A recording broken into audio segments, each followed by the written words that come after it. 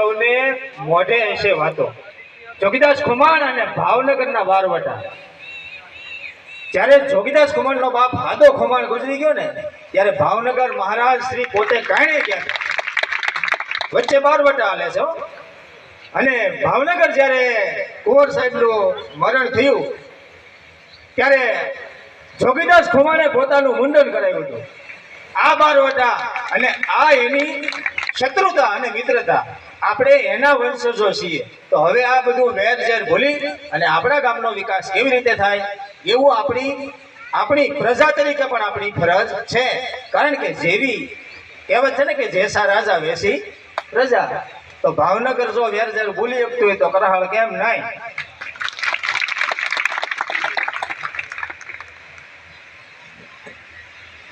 હવે માફ કરજો પણ એક મુકેશભાઈ ધાપાને બે શબ્દ કહેવા છે, પછી આપણે જયવીર રાજસિંહજીનું વક્તવ્ય લઈએ.